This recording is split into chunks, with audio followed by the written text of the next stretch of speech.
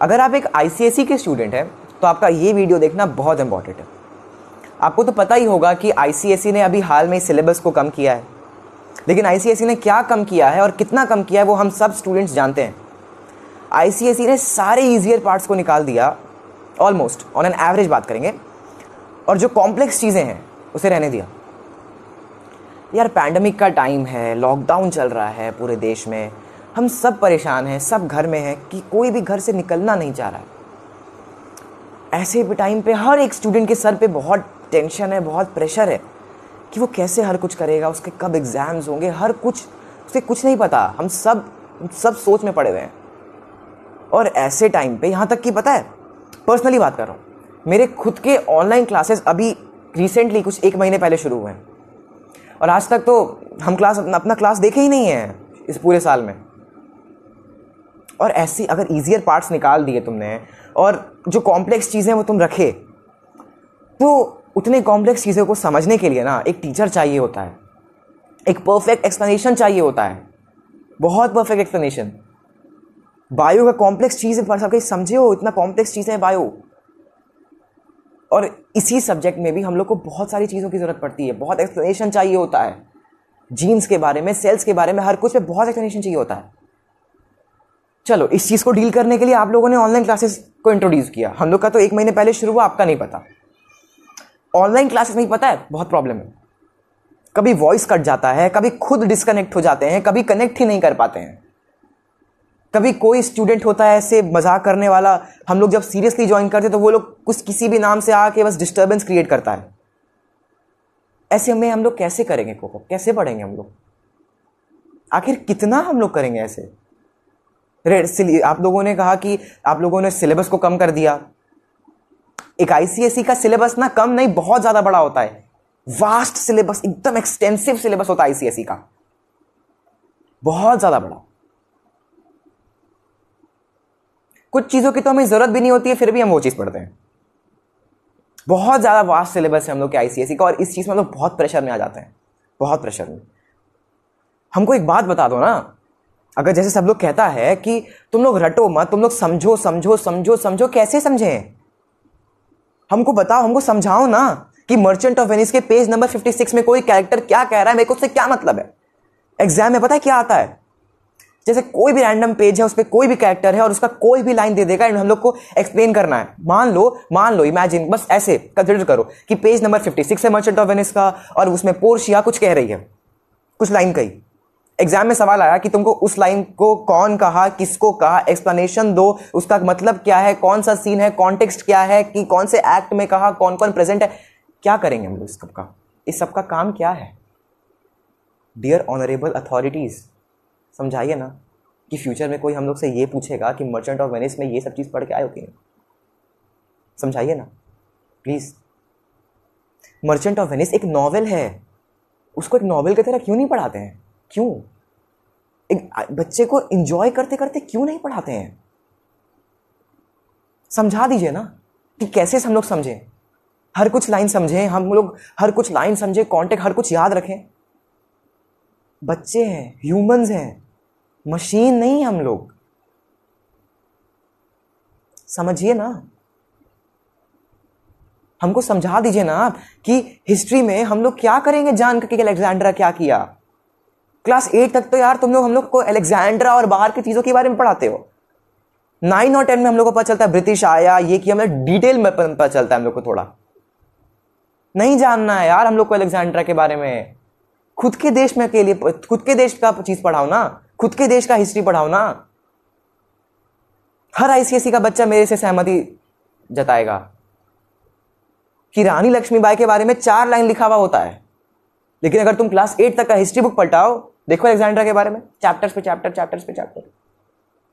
नहीं जानना है भाई, नहीं जानना है। आयुर्वेदा के बारे में पढ़ाओ ना।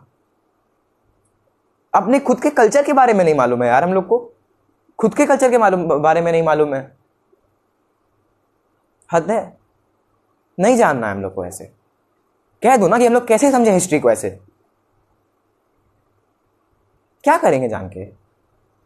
सिविक्स जानवा रहे हो, बहुत अच्छी बात है, हम लोग को सिविक्स पढ़ना चाहिए, हम लोग को देश का रूल्स और हर कुछ जानना चाहिए, बहुत अच्छी बात है। मगर हिस्ट्री में ये सब ये सब। और सोचो ना, थोड़ा तो सोचो,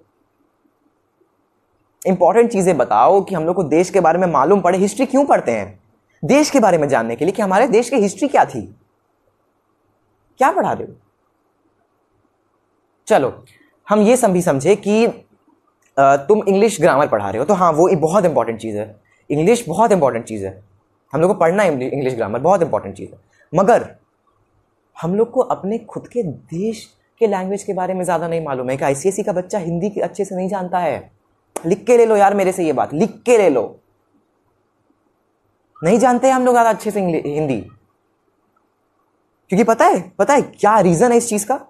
बहुत सिंपल रीज़न है कि हम लोग को इंग्लिश में तो इंग्लिश ग्रामर पढ़ाया जाता है, बहुत अच्छा से इंग्लिश ग्रामर पढ़ाया जाता है, मगर हिंदी में हम लोग क्लास 1 से लेके क्लास 10 तक विलोम और पर्यायवाची पढ़ते आ रहे हैं। इंग्लिश ग्रामर पढ़ाया जाएगा, सेंटेंसेस कैसे फॉर्म करते हैं, past participle, past present future tense, हर कुछ, कि कैसे सेंटेंस फॉर्म करते हैं, कैसे बात करते हैं, ये हर कुछ। मगर हिंदी में उस व्याकरण सब्जेक्ट में ना, पूछ लो किसी से भी, क्लास 1 से लेके क्लास 10th तक हम लोग सब खाली विलोम और पर्यायवाची में अटके हैं। सबके सब कुछ नहीं पढ़ाया जाता है। और कुछ ऐसे करते करते तो हम लोग अपना कल्चर ही भूल जाएंगे। मेरे बात से सहमत हो ना सारे? अच्छा, लैंग्वेज को भी समझा लिया यार, थोड़ा लोकल लैंग्वेज में फोकस करो, थोड़ा हिंदी बढ़ाओ यार। जापान में वो लोग अपना लैंग्वेज बोलने में प्राउड फील करते हैं, रशिया में प्राउड फील करते हैं, चाइना में प्राउड फील करते हैं, यूएसए यूके तो अपना ही लैंग्वेज बोलता है इंग्लिश। हम लोग को शर्म क्यों आता है बे हिंदी बोलने में? क्यों शर्म आता है हिंदी बोलने में? इतना अच्छा लैंग्वेज है हिंदी, क्यों इतना शर्म आता है? इंग्लिश लैंग्वेज जानना बहुत इंपॉर्टेंट है। अगर कहीं और बाहर में जॉब भी चाहिए तो वो बहुत इंपॉर्टेंट है, उसको नहीं कह रहा हूं। मगर अपने बारे में हम लोग को थोड़ा हिंदी के बारे में पढ़ाओ, ग्रामर का सिलेबस को चेंज करो, ठीक करो। एसयूपीडब्ल्यू के बारे में ना क्लास 9 और 10 में धमकाया जाता है, एक डर पैदा कर दिया जाता है दिल में कि एसयूपीडब्ल्यू में अगर बी के नीचे आ गया तो तुम्हारा करियर बर्बाद। कोई ऑफेंस नहीं है किसी भी टीचर्स को, किसी को ऑफेंस नहीं है, ये ट्रू फैक्ट है। बहुत सारी जगह पे ऐसा होता है। एसयूपीडब्ल्यू के नाम पे एकदम बहुत हवा बना के रख दिया जाता है कि एसयूपीडब्ल्यू क्या चीज है, और एसयूपीडब्ल्यू पे बहुत सारे बच्चों को डराया जाता है। वो लोग अपना जी ही नहीं सकते यार आखिरी साल अच्छे से, डर डर के चुपचाप रह के जीना पड़ता है। थोड़ा एंटरटेन करके पढ़ाओ, रटना नहीं है, प्लीज समझाओ। रॉट लर्निंग पे फोकस नहीं करना है हम लोगों को। और लिटरली मैं अगर सच बताऊं ना तो एसयूपीडब्ल्यू का इतना बड़ा कुछ नहीं होता, कुछ भी नहीं होता एसयूपीडब्ल्यू में। चेक होता है बस कि तुम्हारा पास में तुम्हारा कहीं पे भी कैरेक्टर स्केच में तुम्हारा एफआईआर ना हो। क्या फायदा होगा ऐसा? क्या मिलेगा ये करके? मैं फिर से कह रहा हूं, कोई ऑफेंस नहीं है। अगली बात पता है क्या है? अगली बात है कि जो हमारे ऑनरेबल टीचर्स हैं, किसी भी टीचर को कोई ऑफेंस नहीं है, मैं बस बता रहा हूं जो सही फैक्ट है, जो एक क्लासरूम के अंदर होता है। बहुत सारे टीचर्स, सब नहीं, ऐसे कुछ कुछ टीचर्स हैं जो उनके फेवरेट स्टूडेंट्स पे ही ध्यान देंगे, या फिर बस टॉपर्स पे ध्यान देंगे। एक टॉपर पे ध्यान देने की उतनी जरूरत नहीं होती है जितना एक कमजोर बच्चे पे ध्यान देने की जरूरत होती है। एक टॉपर खुद से डाउट पूछ लेता है, हर कुछ खुद से कर लेता है। एक कमजोर बच्चे को जरूरत होती है गाइड की, उस पर क्यों फोकस नहीं करते हो? उसे जरूरत होती है किसी की। एक कमजोर बच्चे को मदद चाहिए होती है। एक असली टीचर वो नहीं होता है जो एक स्ट्रांग बच्चे के पे बस फोकस करे और उसको गुड स्टूडेंट करता रहे। एक सच्चा टीचर वो होता है जो एक बैड और एक कमजोर स्टूडेंट को स्ट्रांग और गुड बनाए। That's what real teacher is. अगला आता है चेकिंग। फेवरेट स्टूडेंट्स के चेकिंग तो बड़ी बड़ी आसान होती है। इतने अच्छे से चेक किया जाता है ना उसका पेपर, क्या बताएं, माशाअल्लाह। लेकिन टीचर्स को किसी स्टूडेंट से नफरत हो गई तो भाई इतना स्ट्रिक्ट चेकिंग होगा ना कि अगर तुम 99.9% डिजर्व करोगे, नहीं मिलने वाला। अगर टीचर्स को नफरत हो गई तुमसे, जो तुम डिजर्व करते हो तुमको नहीं दिया जाता है। यहां आईसीएसई में ना वही टॉप करता है जो ज्यादा अच्छे से रट सकता है। जो समझता है उसकी ज्यादा वैल्यू नहीं होती, वही एवरेज बनता है, सीधा एवरेज बनता है वो चीज। अगर तुमको टॉप करना है तो तुम बस रटते जाओ, टॉप कर जाओ। लेकिन अगर समझ समझ के, हर कुछ समझ समझ के लिखोगे, हर कुछ करोगे, तो कोई फायदा नहीं। कहा जाता है एग्जैक्ट लाइंस लिखो, बहुत सारी जगह में ऐसा होता है, बहुत सारे टाइम पे तुम समझ के उस एग्जैक्ट लाइन से भी अच्छा लिख दोगे ना, तभी मार्क नहीं मिलने वाला है। प्रेशराइज किया जाता है, हम लोग पता है एक आईसीएसई के बच्चे, हम लोग को बहुत प्रेशर आ जाता है यार, बहुत ज्यादा प्रेशर आ जाता है। अभी अपने दोस्त की बात बताता हूं। अभी हम लोग सबको प्रोजेक्ट्स मिल रहे होंगे पैंडेमिक के टाइम में। मेरा दोस्त प्रोजेक्ट्स के मटेरियल्स को लेने के लिए बाहर गया। हम सब अभी डर रहे हैं अपने घर के बाहर निकलने के लिए। वो बाहर गया और वो कोविड-19 पॉजिटिव हो गया। ऐसे पैंडेमिक के टाइम में प्लीज़ थोड़ी सी तो छूट दीजिए एक स्टूडेंट को, प्लीज़। We need it. बहुत खतरा है बाहर, बहुत ज़्यादा खतरा है। वो कोविड-19 पॉजिटिव हो गया, उसको डर लग रहा है। प्लीज़, और प्लीज़ आईसीएसई प्लीज़ चेंज करो इस चीज़ को, प्लीज़। तुम लोग हम लोग को पढ़ा के बड़ा नहीं कर रहे हो, तुम लोग हम लोग को मैन्युफैक्चर कर रहे हो। और मेरे इतने पॉइंट्स कहने के बाद भी ऐसे बहुत सारे लोग आएंगे जो अपोज करेंगे मेरी बातों को, मगर अंदर ही अंदर एक हर आईसीएसई का बच्चा ये बात जानता है कि मैं जो भी कहा हर कुछ सच है।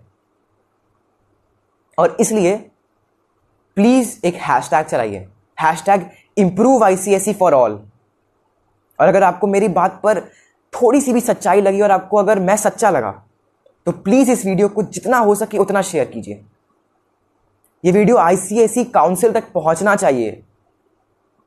जिन्होंने भी, जितने भी ऑनरेबल पर्सन जिन्होंने भी बनाया है हमारे काउंसिल के रूल्स को और इस पूरे सिस्टम को, सर मैं प्रोटेस्ट नहीं, मैं रिक्वेस्ट कर रहा हूं, प्लीज। हम सब पढ़ते हैं, उस रूल को हम लोग मानते हैं, हम लोग उस जगह को सिस्टम में जीते हैं, हमें फ्लॉज के बारे में पता है अंदर से।